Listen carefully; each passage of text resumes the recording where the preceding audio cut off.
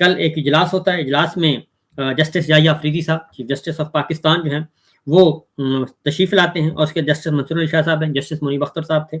Justice امین الدین اور موجود تھے جی، یہ تھے آنریبل ججز تھے۔ اس میں وزیر قانون سرکاری ووٹ تھا، اٹارنی جنرل سرکاری تھے،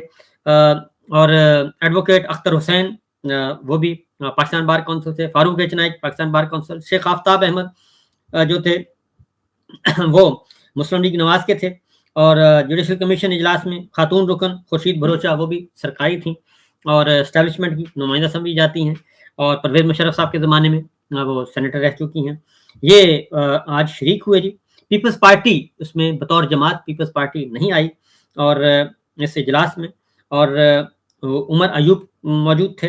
اور اس اجلاس میں، اور اس میں جو ایک بنایا گیا جی جوڈیشل کمیشن کا اجلاس جو ختم ہوا، اس کے نتیجے میں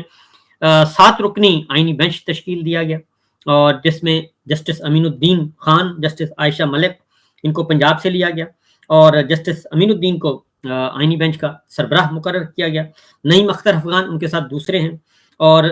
جسٹس امین کون ہیں جی؟ جسٹس امین کو پہلے انہوں نے چیف جسٹس بنانا تھا، لیکن چیف جسٹس نہیں بنا سکے کیونکہ ٹاپ 5 کو لینا تھا۔ پھر ان کا خیال تھا یحییٰ آفریدی صاحب کو لائیں گے، وہ ریزائن کر جائیں، وہ انکار کریں گے، پھر امین الدین کو بنائیں گے، تو وہ سارا کچھ نہیں ہو سکا۔ تو جسٹس امین کو انہوں نے غیر آئینی ترمیم کے ذریعے غیر آئینی سیاسی بینچ کا سربراہ بنا دیا ہے، اور جسٹس امین اور جسٹس نعیم اختر افغان یہ 2 ججز ان کو لیا گیا ہے جی۔ یہ 2 جج وہ ہیں جو کہ پاکستان تحریک انصاف کا وجود ہی نہیں دیکھنا چاہتے، اور عمران خان کا وجود ہی نہیں دیکھنا چاہتے، اور جو مخصوص نشستوں کا فیصلہ ہے اس میں انہوں نے یہ 2 ججز نے علیحدہ سے اپنا ایک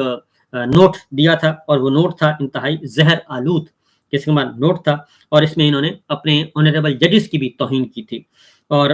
بلکہ الیکشن کمیشن کو بغاوت پہ اکسایا تھا۔ اس نوٹ کے مطابق جسٹس جمال خان بندوخیل کو بلوچستان سے لیا گیا، جسٹس نعیم افغان کو بلوچستان سے لیا گیا، بلوچستان سے 2 جج نامزد کیے گئے ہیں۔ پھر جی جسٹس محمد علی مظہر اور جسٹس حسن اظہر رضوی سندھ سے لیے گئے ہیں،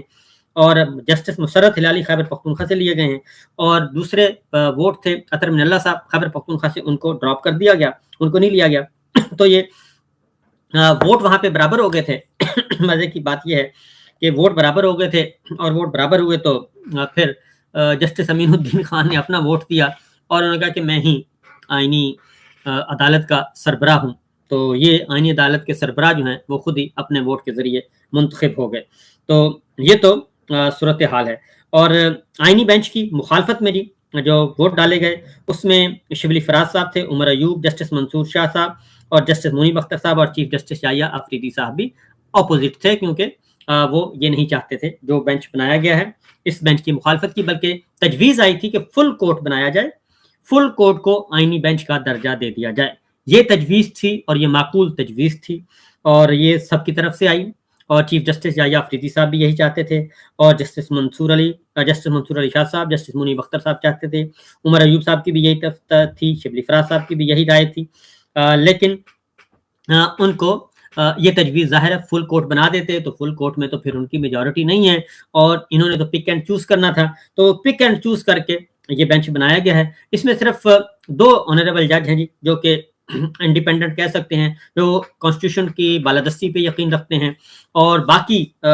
ان 7 میں سے 2 سے 3 ججز میکسیمم 3 نمبر ہیں جو کہ ہیں، باقی 4 جو نمبرز ہیں وہ ہمیشہ ادھر ہی جائیں گے جہاں پہ سرکار کہے گی، اور سرکار راول پنڈی کی سرکار ہو یا پھر اسلام آباد کی سرکار ہو، ادھر سے زیادہ تر راول پنڈی کی سرکار ہے، ادھر سے جو حکم آئے گا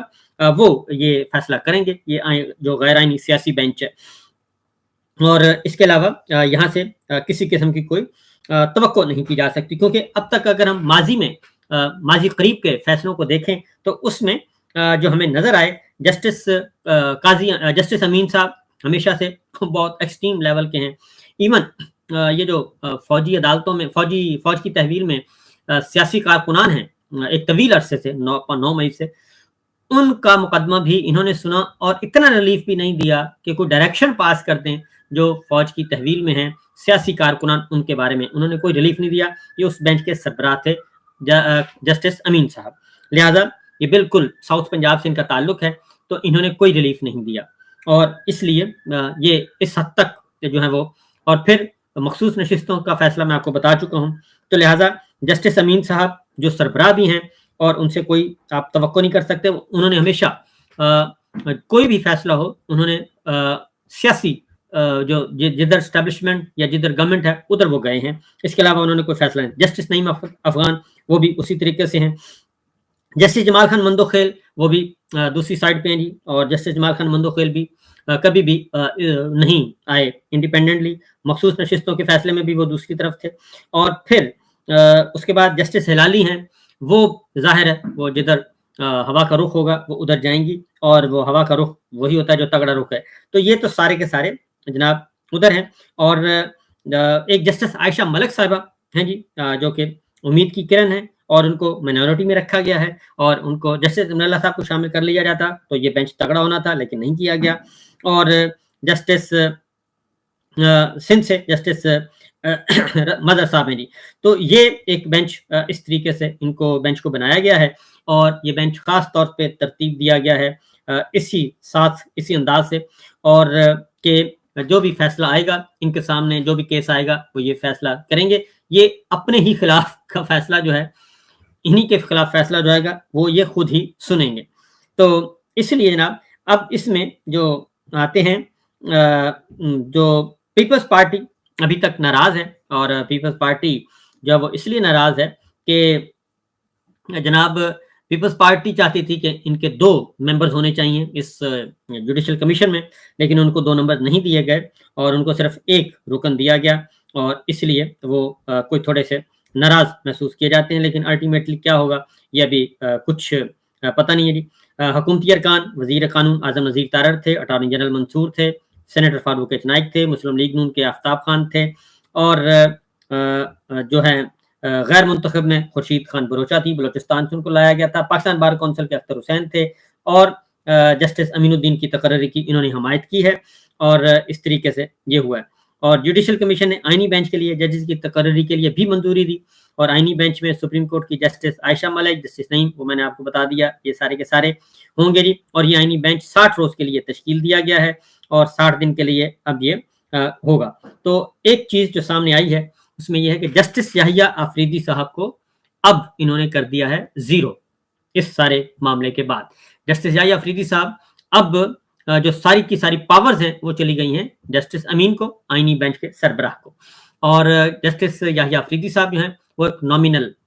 سے چیف جسٹس رہ گئے ہیں, جو عام نوعیت کے مقدمات سنیں گے, اور بہت بڑا کوئی نہیں ہے ان کے پاس. تو اس کی جسٹس منصور علی شاہ صاحب جو ہیں ان کو اب جسٹس یحییٰ آفریدی صاحب کو جسٹس منصور علی شاہ صاحب اور جسٹس منیب اختر صاحب کے ساتھ کھڑا ہونا پڑے گا. ادروائز یہ سپریم کورٹ جو ہے یہ آکوپائیڈ ہو گئی ہے, اور یہ اب مقبوضہ سپریم کورٹ ہے, اب یہ آزاد سپریم کورٹ نہیں رہی. اور اگر وہ ان کو نہیں جوائن کرتے تو پھر یحییٰ آفریدی صاحب جو ہیں وہ بس ایک مراعات لے سکیں گے, اور چیف جسٹس کا چیمبر ہوگا, مراعات ہوں گی, اور اس کے علاوہ اور ان کے پاس اتھارٹی کوئی نہیں ہوگی. وہ سارے کا سارے شفٹ ہو گئی ہے آئینی بینچ کو. تو اگر جسٹس منصور علی شاہ صاحب اور جسٹس منیب اختر صاحب نے جو خط لکھا اور یحییٰ آفریدی صاحب کو انہوں نے جمعرات کو اگر یہ میٹنگ ہو جاتی تو میٹنگ کال کر لیتے, اور میٹنگ کال کر کے یہ جو غیر آئینی ترمیم آئی ہے اس کو آپ لے کے آتے فل کورٹ کے سامنے, تو کوئی مذائقہ نہیں تھا. لیکن یحییٰ آفریدی صاحب نے یہ کام نہیں کیا, اور انہوں نے شاید بھروسہ کیا حکومت پہ کہ شاید حکومت کوئی آ جائے. تو کل کا جو اجلاس تھا اس میں یحییٰ آفریدی صاحب حکومت کی سائڈ پہ نہیں تھے, اور وہ دوسری سائڈ پہ تھے. جوڈیشری پوری ایک سائڈ پہ تھی, اور باقی یہ جو بینچ بنا ہے یہ سرکاری بینچ ہے, یہ حکومتی بینچ ہے, سرکاری بینچ ہے, کیونکہ اس میں لا منسٹر کا ووٹ تھا, اس میں آپ کا اٹارنی جنرل کا ووٹ تھا, اس میں مسلم لیگ نواز شیخ آفتاب کا ووٹ تھا, اس میں پاکستان بار کونسل کا ووٹ تھا. یہ سارے ووٹ جو ہیں یہ حکومتی ووٹ ہیں. صرف ایک جج جو ہے وہ ادھر گیا, وہ جسٹس امین تھے, اور اس کے علاوہ کوئی جو جوڈیشری سائڈ سے بھی 3 آنریبل چیف جسٹس سمیت باقی 2 سینئر موسٹ ججز وہ دوسری سائڈ پہ تھے. تو لہٰذا یہ بات ذہن میں رکھیے گا. اسی لیے یہ ساری چیزیں جو رات ترمیم بھی کی گئی, ایکسٹینشن آرمی چیف کی ایکسٹینشن, وہ بھی اسی سلسلے کی کڑی ہے. اب یحییٰ آفریدی صاحب کو سوچنا ہے جناب کہ انہوں نے قاضی فائز عیسیٰ بننا ہے یا پھر چیف جسٹس آف پاکستان بننا ہے. عزت کمانی ہے اور آئین کی حفاظت کرنی ہے, جو کہ انہوں نے حلف اٹھایا ہے. क्योंकि उन्होंने हल्फ की पासदारी करनी है या फिर इस सारे जो सिलसिला हो रहा है इसकी पासदारी करनी है, और जितना कुछ ये जाली निज़ाम को काबू करने की कोशिश की जा रही है। अब पीपल्स पार्टी की तरफ से आपको मैं कुछ खबरें बता दूं, क्योंकि पीपल्स पार्टी को अब शायद ख्याल आया है कि जनाब ये तो उनके साथ ज्यादती हो गई है, और वो अब कह रहे हैं कि हमारी सेंट्रल एग्जीक्यूटिव कमेटी फैसला करेगी और कि हुकूमत के साथ चलना है या नहीं चलना। तो मैं उनको एक खबर आप दे देता हूँ पीपल्स पार्टी को, कि पीपल्स पार्टी को भी टीका लगना है, और पीपल्स पार्टी को भी ऐसा टीका लगना है कि वो शायद काजी साहब को भी भूल जाएंगे कि काजी साहब के साथ जो कुछ इन्होंने किया है, इस्तेमाल करके टिश्यू पेपर की तरह, टॉयलेट टिश्यू पेपर की तरह फेंक दिया है। अब उन बेचारों को, वो कहीं भी निकलते हैं तो कोई ना कोई पाकिस्तानी पहुंच जाता है और पहचान लेता है। तो मेरा अपना ख्याल है कि अब जो है ये इनके साथ इससे भी ज्यादा बुरा हुआ है, जरदारी साहब के साथ और पीपल्स पार्टी के साथ, क्योंकि इन्होंने बड़े चावों के साथ मोहब्बत के साथ और बड़ी मेहनत के साथ ये सारा कुछ गैर आईनी तरमीम की और बड़ी मुलाकातें की, और जब टाइम आया तो वो इनको भूल गए। और अब जो है जजेस जो हैं, अब जजेस कौन से भर्ती होंगे, वहां पे भी मुस्लिम लीग नवाज की मेजोरिटी है, पीपल्स पार्टी की तो मेजोरिटी नहीं है। तो मुस्लिम लीग नवाज की मेजोरिटी है, तो लिहाजा नून लीग अपने जजेस लेके आएगी और अपने जजेस से भरेगी,